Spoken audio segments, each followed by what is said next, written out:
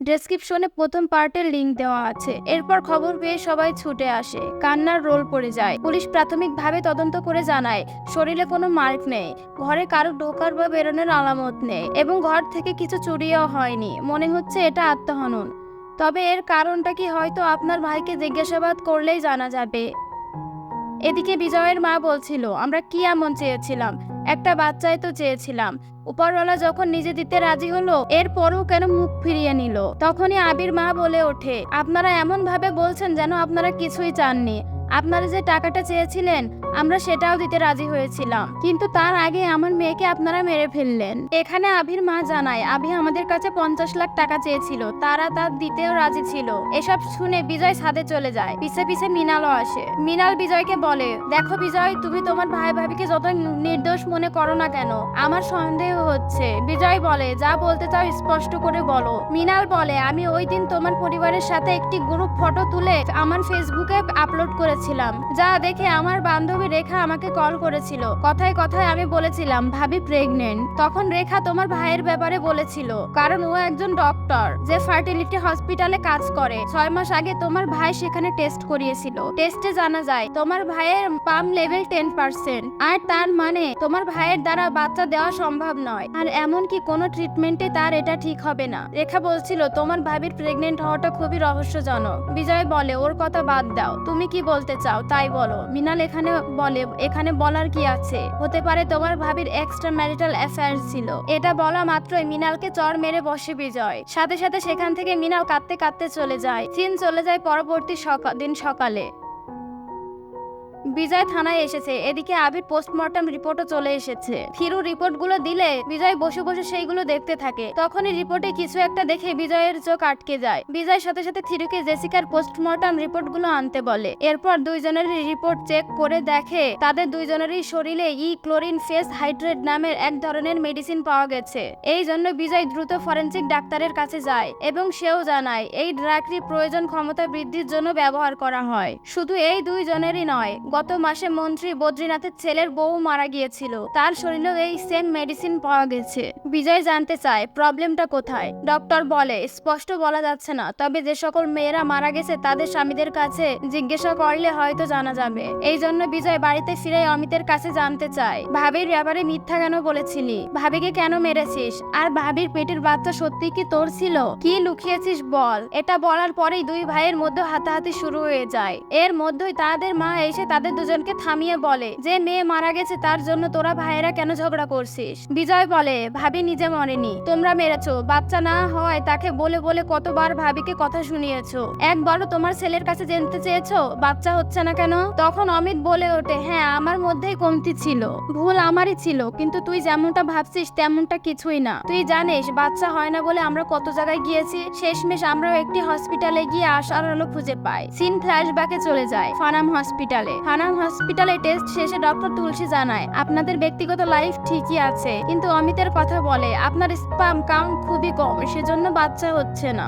আর এটা মূলত প্রতিদিনের খাদ্য অভ্যাস, কাজ করার জায়গা, মানসিক চাপ, এই সব কিছুর উপর নির্ভর করে। তবে ঠিক মতো ট্রিটমেন্ট করলে ইমপ্রুভ করে প্রজনন ক্ষমতা বাড়ানো সম্ভব। অমিত জানতে চায় তার জন্য কত সময় লাগবে। তুলসী বলে 1 বছর, তবে 60% সম্ভাবনা আছে, বাকিটা উপরওয়ালার হাতে। এটা শুনে অমিত একটু চিন্তা করছিল। তখন তুলসী বলে, আপনাদের যদি একটু বেশি দেরি মনে হয় তার জন্য অবশ্য আরেকটি উপায় আছে, আর সেটা হচ্ছে আর্টিফিশিয়াল ইনস্টিফিশিয়ান। তখন তুলসী একটি অ্যানিমেশন ভিডিও দেখায় এবং বলে, যেটা স্বাভাবিকভাবে হয় না সেটাকে বৈজ্ঞানিক উপায়ে পুরুষের শুক্রাণু ইনজেক্ট করে স্ত্রীর ডিম্বাণুতে পৌঁছানো হয়। এতে শতভাগ সফলতা থাকে, আর এতে ভাবার কিছু নাই। এখন মডার্ন যুগের মেয়েরা অন্য শুক্রাণু দিয়ে বাচ্চা জন্ম দিচ্ছে, আর সেখানে তো আপনি আপনার স্বামীরই বাচ্চা নিচ্ছেন, চিন্তার কি আছে। তুলসীর কথায় আমি দুইজনই রাজি হয় এবং তারা দুইজনই সিদ্ধান্ত নেয় এই বিষয়ের কথা তারা কাউকে জানাবে না, এমনকি বিজয়কেও জানাবে না, কারণ সবাই জানতে পারলে অন্য কিছু ভাববে। অমিত বলে, প্রায় 2 মাস প্রপার ট্রিটমেন্টের পর আভি প্রেগনেন্ট হয়, আর এটাতে আমরা সবাই খুশি হয়েছিলাম, কিন্তু ওর পরিবার যেমন বলছে আমি ওদের কাছে কোনো টাকা চেয়েছিলাম, এটা মিথ্যা কথা। হসপিটালে কোনো টাকা লাগেনি। অমিতের মুখে এইসব কথা শুনে বিজয়রা ফানাম হসপিটালে যায়, আর রিসেপশনে গিয়ে দেখে অভিনেত্রী কৌশল্যার সাথে সবাই সেলফি নিচ্ছে। দিচ্ছে। এরপর বিজয় তুলসীর সাথে দেখা করে। বিজয় খেয়াল করে তুলসী একটি খবরের টুকরো তাকে দেখে লুকাচ্ছে। বিজয় জানতে চায় আর্টিফিশিয়াল ইনসেমিনেশন উপায়টা কি সেভ? তুলসী বলে অবশ্যই সেভ। আপনার ভাবি মারা গেছে বলে আপনি এরকম ভাবছেন। তখন বিজয় বলে আমার ভাবি না, আরো 3 জন মারা গিয়েছে। এটা শুনে তুলসী বলে দেখুন আপনি আপনার ভাবির কথা বলুন, বাকিদের কথা কেন জিজ্ঞাসা করছেন? বিজয় তখন তার কার্ডটি দেখিয়ে বলে পুলিশ তো প্রশ্ন করবেই, আমি তো শুধু আমার ভাবির বিষয়ে জানতে এসেছিলাম, কিন্তু এখন অফিসিয়াল ভাবে ইনকোয়ারি করতে হবে। অন্য হসপিটালের টেস্ট বলছে আমার ভাই কখনো বাবা হতে পারবে না। তুলসী তার ব্যাখ্যা দেয় এক এক ডক্টর এক এক রকম বলে, কিন্তু প্রপার ট্রিটমেন্ট যে দেয় সেই তার সবকিছু সমাধান করতে পারে। উদাহরণস্বরূপ টিভি সেলিব্রিটি কৌশল্যার কথা বলে যে তারাও আর্টিফিশিয়াল ইনসেমিনেশন করিয়েছে। বিজয় বলে দেখুন আপনার হসপিটাল অথবা আপনার জানা মতে অন্য কোন হসপিটালে এসব করা হচ্ছে, আমার সব পেশেন্টের ডিটেলস চাই। তখন তুলসী বলে দেখুন মেডিকেল অ্যাসোসিয়েশনের অনুমতি লাগবে এবং সময়ও লাগবে। বিজয়ের কথা আপনার হাজবেন্ড তো অ্যাসোসিয়েশনের বোর্ড মেম্বার, আপনার জন্য খুব একটা কঠিন হবে না, আমার এখনই সব ডিটেলস চাই। তুলসী বাধ্য হয়ে সব ডিটেলস দিয়ে দেয় এবং সেইগুলো নিয়ে যাওয়ার সময় বিজয় পত্রিকাটি কালেক্ট করে যেটি তুলসী লুকানোর চেষ্টা করছিল, এবং ঠিকই একই পেজে গিয়ে দেখা যায় এখানে একটি প্রেগনেন্ট মেয়ের মৃত্যুর খবর প্রকাশ হয়েছিল। এদিকে তুলসী তার হাজবেন্ডকে দ্রুত কল দিয়ে বলে দ্রুত সে যেন ইন্ডিয়ায় চলে আসে, আর সাথে সাথে সে ইউএস থেকে রওনা দেয়। এদিকে ধ্রুপতি সকল পেশেন্টের ডিটেলস নিয়ে বলে এর মধ্যে আপনার ভাবি সহ মোট 6 জন মারা গেছে, সবগুলো স্বাভাবিক মৃত্যু, তাদের পরিবারও তাদের মৃত্যুর কারণ জানে না। বিজয় রিপোর্টগুলো দেখছিল, তখনই বিজয় খেয়াল করে এখানে 2 রকম পেপারস রয়েছে, কিছু ফাইলের পেপারস 23 লেখা আর বাকিগুলো খালি। তার মানে এই 23 এর পিছনে অন্য কিছু রহস্য আছে। পরবর্তী দিন বিজয় মৃণালের সাথে দেখা করে এবং মৃণালকে বলে ওই হসপিটালে গত 4 বছরে 436 জন আর্টিফিশিয়াল ইনসেমিনেশন ট্রিটমেন্ট হয়েছে, এর মধ্যে 6 জন মারাও গিয়েছে। শুধু তাই না, অর্ধেক লোকের ফাইলে 23 কোড ব্যবহার করা হয়েছে। এছাড়া ভাবি আমাদের গোপনে 50 লাখ টাকা চেয়েছিল তার বাবা মায়ের কাছে। ভাইয়ার হসপিটালে টাকার কোনো দরকার ছিল না, তার মানে হয়তো কোনো ব্যক্তির এই টাকার প্রয়োজন ছিল। সবকিছু পর্যবেক্ষণ করলে বোঝা যায় এটা ব্ল্যাকমেইলিং কেস মনে হচ্ছে। এর মধ্যে গৌরবের লোকেরা মৃণালদের উপর হামলা চালায় এবং একটি গুলি গিয়ে মৃণালের বুকে লাগে। বিজয় সাথে সাথে মৃণালকে নিয়ে হসপিটালে যায়। এরপরই মূল মাস্টার মাইন্ডকে দেখানো হয় যার নাম জন ম্যাথিউর। গৌরব জনকে বলছিল আমি আগেই বলেছিলাম পুলিশের উপর হাত মারিস না, কিন্তু জনের হাত দেওয়া বলছিল ওদের জীবিত ছেড়ে দেওয়ায় ভুল হয়েছিল। গৌরব বলে আপাতত পরিবেশ ঠান্ডা না হওয়া পর্যন্ত সব বন্ধ রাখতে হবে, কিন্তু জনের কথা টার্গেট ফিক্সড হয়ে গেছে, এত বড় অ্যামাউন্ট 2 দিনের মধ্যে টাকা এসে পড়বে, কাউকে ভরসা করা যাবে না, তুই নিজে গিয়ে টাকা কালেক্ট করবি। অন্যদিকে বিজয় মৃণালকে হাসপাতালে আনার পর নিরাপত্তার জন্য 2 জন পুলিশকে রেখেছে। বিজয়ের আবার থানায় কিছু কাজ ছিল, তাই বিজয় বেরিয়ে যাচ্ছিল, কিন্তু তখনই মৃণাল জানতে চায় আচ্ছা এটা যদি ব্ল্যাকমেইলিং কেস হয় তাহলে কি কারণে তাদের ব্ল্যাকমেইল করবে। তখনই টিভিতে একটি সিরিয়াল আসে আর বিজয়েরও কৌশল্যার কথা মনে পড়ে যায়, কারণ কৌশল্যা ফানাম হসপিটাল থেকে আর্টিফিশিয়াল ইনসেমিনেশন করিয়েছে। এই জন্য বিজয় অ্যাক্টর মদন ও কৌশল্যার সাথে দেখা করে এবং জানতে চায় সাকসেস লোকেদের পিছনে কত লোকই পড়ে থাকে। কয়েক সপ্তাহের মধ্যে তেমন ফোন বা এসএমএস এসেছে, যদি কোনো সমস্যা হয়ে থাকে আমাদের জানাবেন, আমরা প্রোটেকশন দিব। কৌশল্যা তখন কিছু বলতে যাচ্ছিল, কিন্তু মদন তাকে থামিয়ে বলে এমন কিছুই নেই, তবে বিজয়ের একটু সন্দেহ হয়। এর মধ্যে কৌশল্যার ফোনে একটি প্রাইভেট নাম্বার থেকে কল আসে, কিন্তু বিজয়দের সামনে রিসিভ করছিল না। এটা দেখে বিজয় বেরিয়ে যায় এবং সাথে সাথে কন্ট্রোল রুমে কল করে বলে কৌশল্যা ও মদনের ফোন ট্যাগ করতে। এরপর বিজয় কন্ট্রোল রুমে ফিরে জানতে পারে 5 মিনিট আগে একটি কল এসেছিল যেখানে কেউ টাকার কথা বলছে। মদন বলছিল কালকে এসবিআই ব্যাংক থেকে টাকা তুলে দিব। ব্যাংকের নাম শুনে অন্য পাশ থেকে বলে ব্যাংক থেকে টাকা তুলে সোজা বাড়ির দিকে চলে যাবে, আর ডিল অনুযায়ী পুলিশের কাছে যাও, তাহলে তোমাদের স্ট্যাটাস মাটির সাথে মিশে যাবে। এটা বলেই কল কেটে দেয়। এত অল্প সময় কথা বলায় নাম্বারটি ট্রেস করা যায়নি, তবে এতটুকু কনফার্ম ব্যাংক থেকে বাড়ি ফেরার রাস্তাতেই টাকাটা নিয়ে নেবে। কিন্তু ব্ল্যাকমেইলটা কিসের জন্য? সিন চলে যায় পরবর্তী দিন। বিজয় টিম নিয়ে ব্যাংকের সামনে অপেক্ষা করছিল। মদন ও কৌশল্যা ব্যাংক থেকে টাকা তুলে বাড়ির দিকে রওনা হয়। বিজয়রাও তাদেরকে ফলো করতে থাকে। এরপর একটি সিগন্যালে দাঁড়ালে মদন তাদের কারে উঠে যায়। অবশ্য বিজয়রা আস্তে আস্তে সিগন্যাল ছেড়ে দেয়। এরপর বিজয়রা আবার তাদের কার দিয়ে ফলো করতে থাকে। এক পর্যায়ে কার থামিয়ে থামিয়ে দেয়, কিন্তু এতক্ষণে গৌরব টাকার ব্যাগ নিয়ে উধাও। অবশ্য বিজয়ের কাছে প্ল্যান বি ছিল। ব্যাংক থেকে বিজয় ব্যাগে জিপিএস লাগিয়ে রেখেছিল। জিপিএস ফলো করে গৌরবের ফ্ল্যাটে পৌঁছে যায়। এরপর গৌরবের সাথে বিজয়ের কিছুক্ষণ ফাইট হয়। এক পর্যায়ে অন্যরা এসে পড়লে গৌরবকে বেঁধে ফেলে। এরপর শুরু হয় টর্চার এবং জানতে চায়, জেসিকা, আমার ভাবি কৌশল্যা তাদেরকে কেন ব্ল্যাকমেইল করেছিস? গৌরব বলে, দেখো, আমি ভয় করি না, কারণ যেদিন আমার অন্যায় প্রকাশ হবে সেদিন বাকিদেরটাও প্রকাশ হবে। তবে বিজয় জানতে চায় হসপিটালে কি হচ্ছে আর ডক্টররা কি করছে। গৌরব বলে, শুধু ডাক্তারই না, স্কাই টিভি চ্যানেলের মালিকের ওয়াইফ জেসিকা, তোমরা তো জানো ও ক্রিকেটের কত বড় ফ্যান। ইন্ডিয়ান ক্রিকেটার একজন অলরাউন্ডারের পাগলের মতো ফ্যান ছিল। অন্যরা কি করে? অটোগ্রাফ নেয়, সেলফি তোলে। আর ও কি করেছিল জানো? ওর পেটের বাচ্চা ওই ক্রিকেটারের মতোই হবে। এই জন্য জেসিকা ফানার হসপিটাল থেকে ওই ক্রিকেটারের শুক্রাণু কিনে প্রেগনেন্ট হয়েছিল, আর এটা ওর স্বামীর গোপনে। আবার মিনিস্টার বদ্রি চাচ্ছিল তার পরবর্তী প্রজন্ম যেন রাজনীতি মনে হয়, তাই সে সব সম্পর্ক ভুলে গিয়ে নিজের শুক্রাণু দিয়ে নিজের ছেলের বউকে প্রেগনেন্ট করিয়েছিল। আর এইসব জানার পর গৌরবরা ব্ল্যাকমেইল করত, আর জেসিকা ফাদারকে বলে দেয়। এই জন্য জেসিকা আর ফাদারকে মেরে ফেলা হয়। আর মিনিস্টারকে তো তারা পায়নি, তারা মিনিস্টারের ছেলের বউকে ব্ল্যাকমেইল করেছিল। এই জন্য মিনিস্টারের ছেলের বউ সহ্য করতে না পেরে আত্মহনন করে নিয়েছিল। বিজয় বলে, জেসিকা ও মিনিস্টার, এদের অন্যায়ের কথা বাদ দাও, আমার ভাবি কি অন্যায় করেছিল? গৌরব তখন হাসতে হাসতে বলে। সিন চলে যায় ফ্ল্যাশব্যাকে। গৌরব আবিকে কল দিয়ে সব জানিয়ে দেয়, তোমার পেটের বাচ্চা তোমার স্বামীর না, বিশ্বাস না হলে ডাক্তারের কাছে গিয়ে জানতে পারো। কথা মতো দ্রুত আবি ডাক্তার তুলসীর কাছে চলে যায় এবং জানতে চায়, আমার পেটের বাচ্চা আমার স্বামীরই তো? তুলসী সোজা বলে দেয়, না, তোমার পেটের বাচ্চা তোমার স্বামীর না, তোমার পেটের বাচ্চা তোমার স্বামীর শুক্রাণুর নয়। স্পাম ব্যাংক থেকে নেওয়া অন্য লোকের স্পাম, কারণ তোমার স্বামীর শুক্রাণু দিয়ে কোনোভাবেই বাচ্চা জন্ম দেওয়া সম্ভব ছিল না। আবি জানতে চায়, আমাকে কেন মিথ্যা বললেন? তখন তুলসী তাকে বোঝায়, অন্যর স্পাম নিতে রাজি হতে না। আবির কথা, আমার তো এমনটা দরকার ছিল না। তুলসী তাকে বোঝায়, এখনকার দুনিয়াতে বাচ্চা না হলে কত কি ফেস করতে হয় আমি জানি, সেজন্যই আমি এমন করেছি।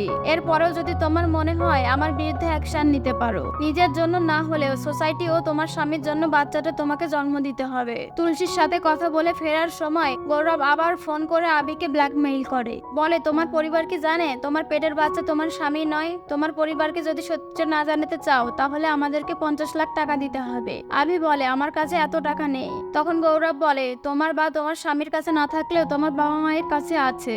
গৌরব ফাদার ও জেসিকার কথা বলে, ফাদার আর জেসিকার কি হাল হয়েছিল নিশ্চয়ই তুমি নিউজে দেখেছো। এই সবকিছু জানার পর আবি মানসিকভাবে বিপদগ্রস্ত হয়ে পড়ে, কারণ অমিত ভাবছে বাচ্চাটা তারই। যদি এখন জানতে পারে বাচ্চাটা অন্য কারোর, তখন কি হবে? এই সবকিছু ভাবতে ভাবতে আবি আবার তুলসীর কাছে যায় এবং বলে, এই বাচ্চা আমার চাই না, আমার অ্যাবর্শন করিয়ে দিন। কিন্তু তুলসী তখন বলে, এর জন্য তোমার স্বামীর পারমিশন লাগবে। কিন্তু আবির কথা, অন্যের শুক্রাণু দেওয়ার সময় আমার স্বামীর পারমিশন চাননি, এখন কেন চাচ্ছেন? যদি নিজেদেরকে বাঁচাতে চান আমি যা বলছি তাই করুন। এটা বলার পরই গৌরবরা সেদিন মৃণালের জন্য নয়, আবিকে মারার জন্য বিজয়দের বাড়িতে এসেছিল। গৌরবদের ধারণা ছিল আবি যেহেতু বাচ্চা নষ্ট করতে চাইছে, তাই সে যে কোনো সময় অমিত আর বিজয়কে বলে দিতে পারে। এর জন্য বিজয়দের বাড়িতে এসে প্রথমে জনের সাথে আবির কথা বলিয়ে দেয়। জন বলে, দেখো আবি, তুমি চাইলে ডিল ক্যান্সেল, তোমার টাকা দিতে হবে না। তোমার তো বাচ্চা দরকার ছিল, তুমি বাচ্চাটা নষ্ট করো না, আমরা তোমার কোনো ক্ষতি করব না। কিন্তু আবি তাতেও মানছিল না। এর জন্যই গৌরবরা আবিকে শ্বাসরোধ করে হত্যা করে ফ্যানের সাথে ঝুলিয়ে দিয়েছিল। গৌরবের মুখে এসব শোনার পর বিজয় একের পর এক গুলি করে গৌরবকে মেরে ফেলে। এরপর গৌরবের ল্যাপটপ চেক করলে দেখা যায় ফানাম হসপিটাল সহ শহরে যেসব হসপিটালে ট্রিটমেন্ট দেওয়া হয়েছে সব পেশেন্টের ডাটাবেজ এখানে আসে। এরপর ফরেনসিক ল্যাব থেকে জানানো হয় যে 3 জন নারী মারা গেছেন, তাদের পেটের বাচ্চা তাদের স্বামীর ছিল না, মানে তাদের স্বামীর শুক্রাণুর নয়। কিন্তু চমকে দেওয়ার মতো তথ্য হচ্ছে ওই 3 জন বাচ্চা একই ব্যক্তির শুক্রাণুর। ডাক্তার বলে, এজন্য চিকিৎসা প্রদানকারী ডাক্তার এবং পাম ব্যাংকে খোঁজ করলে আসল তথ্য পাওয়া যাবে। ডক্টর ফোন রাখলে বিজয় খেয়াল করে টেবিলে একটি ফটো আর তার পাশে জন্ম নির্ধারণের একটি কার্ড। তখন বিজয়ের মনে পড়ে জন্মিথি নামের এক ব্যক্তি তার ডক্টর স্ত্রীর মিসিং কমপ্লেন নিয়ে এসেছিল। মূলত বিজয় যে গল্পটি থিরুকে শুনিয়েছিল, আর এই সেই জন। আর দেওয়ালে অসংখ্য বাচ্চাদের ফটো লাগানো। এখানে আমাদের জনের ফ্ল্যাশব্যাক দেখানো হয়। জনের ওয়াইফ সুনিতা চাচ্ছিল আর্টিফিশিয়াল সেমিনেশন করে বাচ্চার জন্ম দিবে, কিন্তু জন তা চায় না। জনের কথা, আমার বাচ্চা আমাকে বাবা বলে ডাকবে। কিন্তু সুনিতা বলে আমার বাচ্চা তোমার মতো হবে ইম্পসিবল। আমার বাচ্চা কেমন হবে তা আমি নির্ধারণ করব। এখন বাচ্চা নিতে কারো ফিজিক্যাল করা লাগে না, 23টি ক্রোমোসিডই যথেষ্ট। এটা শুনে জন রেগে যায়। সুনিতাকে থাপ্পড় দিলে সুনিতা মাথায় আঘাত পেয়ে মারা যায়। তখন জন তার ছোটবেলার বন্ধুকে গৌরবকে কল দেয়। এরপর তারা দুইজন মিলে বডিটি বাগানের মধ্যে পুঁতে দিয়েছিল এবং থানায় গিয়ে মিসিং কমপ্লেন করেছিল। বিজয় তখন স্পষ্ট বুঝতে পারছে জন কি চায়। তখন বিজয় 2009 সালে জনের করা ওই কমপ্লেনটি খুঁজে বের করে, জনের ডিটেলস কালেক্ট করতে বলে। এরপর বিজয় ডাক্তার তুলসীর সাথে দেখা করতে ফানাম হসপিটালে যায়। এদিকে দেখা যায় জন এখানে আছে। জন মূলত ফানাম হসপিটালের একজন ডিলার। তুলসীর স্বামী আনন্দ এসেছে। পেশেন্টরা যখন ট্রিটমেন্ট নিতে এখানে আসে, তাদের পরীক্ষা করে যখন জানতে পারে তাদের স্বামীরা বাচ্চা জন্ম দিতে অক্ষম, তখন তারা পেশেন্টের আগোচরে অন্য ব্যক্তির স্পাম দিয়ে তাদের প্রেগনেন্ট করিয়ে দেয়। আর এটাই হচ্ছে তাদের টাকা কামানোর ব্যবসা। এখনো পর্যন্ত তাদের কোনো সমস্যার সম্মুখীন হতে হয়নি। তবে জনের জন্য 3 জন মারা গেছে। জন বলে আমার জন্য মরেছে, তার কি কোনো প্রমাণ আছে? তখন স্পাম ব্যাংকের একজনকে ডাকা হয় এবং এখানে দেখানো হয় দীর্ঘদিন যাবৎ জন স্পাম ব্যাংক থেকে অন্যদের স্পাম সরিয়ে নিজের স্পাম রেখে দিত। এরপর পেশেন্টের ডাটাবেস কালেক্ট করে পেশেন্টের ব্ল্যাকমেল করে টাকা হাতিয়ে নিত।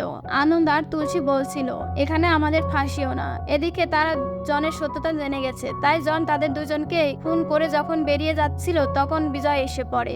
বিজয়ের তখন মনে পড়ে এটাই তো জন, কিন্তু ততক্ষণে জন চলে গেছে। তাই বিজয় দ্রুত ডক্টর আনন্দের রুমে গিয়ে দেখে ডক্টর আনন্দ ও তুলসীর বডি পড়ে আছে। এরপর পুলিশ কমিশনার আসে, মেডিকেল অ্যাসোসিয়েশন বোর্ড বসানো হয়, নিউজে সবকিছু তুলে ধরা হয়। বলা হয় ট্রিটমেন্টের নামে ক্রাইম করা হচ্ছে। অবশ্য বোর্ডের একজন বলছিল ক্রাইম কিভাবে হয়, আর আপনি আপনার ভাবির মৃত্যু হয়েছে এই জন্য এগুলো বলছেন। তখন বিজয় তাদের উদ্দেশ্য করে বলে আমার ভাবিকে এই সমাজ মেরেছে, বাচ্চা না হয় তাকে বিভিন্ন সময় বিভিন্ন কথা শুনতে হয়েছে, যে জন্য এই চক্রটি মেডিকেল সায়েন্সকে ব্যবহার করে তার অসহায়ত্বের সুযোগ নিয়েছে। গর্ভবতী মহিলার পেটে ছেলে না মেয়ে স্ক্যান করে জানিয়ে দেন, আর মেয়ে হলে গর্ভেই তাকে মেরে ফেলা হয়। এই ধরনের ক্রাইম বাচ্চার জন্য মায়ের হুমকি আছে এই বলে অ্যাবর্শন করিয়ে দেন। এগুলো কি ক্রাইম নয়? অবৈধ সম্পর্ক করে প্রেগনেন্ট হওয়া, এরপর বাচ্চা নষ্ট করা ক্রাইম। এরপর জনের কল আসে। জন বলে কি ভাবছিস কেস ক্লোজ হয়ে যাবে? আমার এত কাছে এসেছিস, এর জন্য আমাকে ধরে ফেলবি? বিজয় তখন বলে তোর স্ত্রী তোর কথা শোনেনি, তাই তুই তাকে মেরে ফেলেছিস আর এখন লুকিয়ে আছিস। জন বলে আমার ধরা চক্করে হসপিটালে থাকা তোর গার্লফ্রেন্ডের কথা ভুলে যাস না, ও একটু একটু করে মারা যাচ্ছে। বিজয় জানতে চায় তুই কোথায়? জন শুধু বলে 23। তখন বিজয় বুঝতে পারছিল না কি করবে। তখন হসপিটালের ম্যাপ দেখতেই বিজয় বুঝে যায় 23 বলতে হসপিটালের পার্কিং বুঝিয়েছে। এই জন্য বিজয় দ্রুত হসপিটালের পার্কিং এ গিয়ে দেখে মিনালকে একটি কারের মধ্যে আটকে রাখা হয়েছে। বিজয় যখনই মিনালকে বাঁচাতে যায়, জনের সহযোগীরা তাদের উপর অ্যাটাক করে, কিন্তু বিজয় তাদের সবাইকে মারতে শুরু করে। এর মধ্যে জন এসে বিজয়ের ঘাড়ে একটি ইনজেকশন দিয়ে দেয়। এটি দেওয়ার পরেই বিজয় আস্তে আস্তে প্যারালাইসিস হয়ে পড়ে। এরপরও বিজয় জনের সাথে ফাইট করে যাচ্ছে। আর সাথে সাথে যখন বলছিল যেদিন ফানাম হসপিটালে তোর ভাবিকে দেখেছিলাম সেদিনই ডিসাইড করে ফেলেছিলাম ওর পেটে আমার বাচ্চা হবে। আমার বর্ধিদের শুধু টাকার দরকার ছিল আর আমি শুধু বাবা হতে চেয়েছিলাম। ওকে আমার মেরে ফেলার কোনো ইচ্ছা ছিল না, কিন্তু ও আমার বাচ্চাকে মেরে ফেলতে চাচ্ছিল, এই জন্য আমি ওকে মেরে ফেলেছি। এটা শোনার পর বিজয় জনকে মারতে থাকে। এক পর্যায়ে জনের পকেট থেকে ওই ইনজেকশন পড়ে গেলে বিজয় জনের বুকে ইনজেক্ট করে দেয়। এরপর পুলিশ দুজনকে হসপিটালে নিয়ে যায়। সিন চলে যায় কয়েকদিন পর। বিজয় এখন সুস্থ আর জন কারাগারে। মিনাল বিজয়ের হাত ধরে হাঁটছিল। মূলত প্রতিটি ক্রিমিনালেরই ক্রাইম করার জন্য নিজস্ব যুক্তি থাকে, আর যখন তারা ক্রাইম করে তাদের কাছে সেটি ক্রাইম মনে হয় না।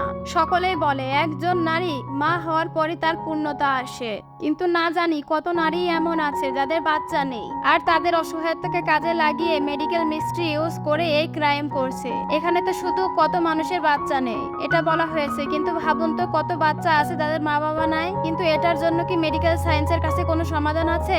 মেডিকেল কি তাদের সমাধান দিতে পারবে? পারবে না। তাই সবার আগে সমাজ ও সমাজের মানুষের মনোভাবের পরিবর্তন দরকার। তো বন্ধুরা, ভিডিওটি কেমন লাগলো কমেন্টের মাধ্যমে জানাবেন। এরপর কোন মুভিটি দেখতে চান সেটিও কমেন্টের মাধ্যমে জানাবেন। তো দেখা হচ্ছে পরের কোনো নতুন ও ইউনিক ভিডিওর সাথে। ততক্ষণ সবাই ভালো থাকবেন। আল্লাহ হাফেজ।